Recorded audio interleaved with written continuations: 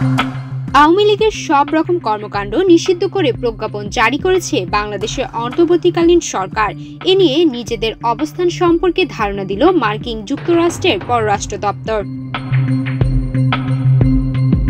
13 মে মঙ্গলবার নিয়মিত প্রেস ব্রিফিংয়ে মার্কিন পররাষ্ট্র দপ্তরের প্রধান উপমুখপাত্র টমাস টমি পিগট এক প্রশ্নের উত্তরে বলেন, যুক্তরাষ্ট্র বাংলাদেশে কোনো নির্দিষ্ট রাজনৈতিক দলকে সমর্থন করে না। তারা সব দেশের মতো শান্তিপূর্ণ সমাবেশ, মত প্রকাশ এবং সংগঠনের স্বাধীনতার প্রতি সম্মান জানানো এবং একটি মুক্ত গণতান্ত্রিক প্রক্রিয়া ও ন্যায়সঙ্গত স্বচ্ছ বিচার প্রক্রিয়া সমর্থন করে। এ প্রসঙ্গে এক সাংবাদিক প্রশ্ন করেন, বাংলাদেশের অন্তর্বর্তীকালীন সরকার আওয়ামী লীগকে নিষিদ্ধ করার মাধ্যমে দলটির রাজনৈতিক পরিচয় মুছে ফেলেছে এবং ভবিষ্যতের নির্বাচনে অংশগ্রহণের পথও বন্ধ করে দিয়েছে। এর আগেও এক প্রেস ব্রিফিংয়ে যুক্তরাষ্ট্র বাংলাদেশের সমন্বিত ও অংশগ্রহণমূলক নির্বাচনের গুরুত্ব তুলে ধরেছিল। আর এখন এই প্রেক্ষাপটে যুক্তরাষ্ট্রের অবস্থান কি?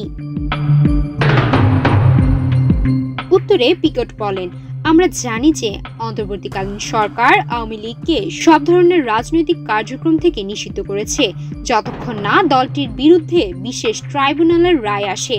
তবে আমরা কোনো নির্দিষ্ট দলকে সমর্থন করি না এবং একে রাজনৈতিক বিষয় হিসেবে বিবেচনা করি।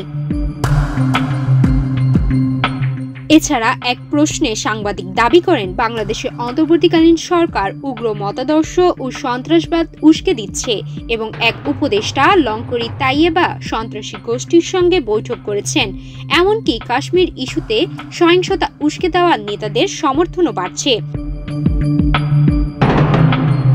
এ বিষয়ে মার্কিন মুখপাত্র পিগট বলেন, আমরা বাংলাদেশের জনগণের সঙ্গে 50 বছরের বেশি সময়ের অংশীদারিত্বকে মূল্য দেই এবং এই অংশীদারিত্ব আরও গভীর করার জন্য বর্তমান অন্তর্বর্তীকালীন সরকারের সঙ্গে কাজ করছি।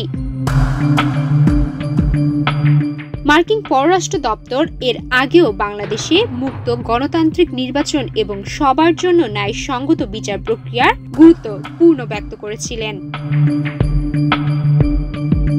সুমাইয়া মিতু, বাংলাদেশ প্রতিদিন।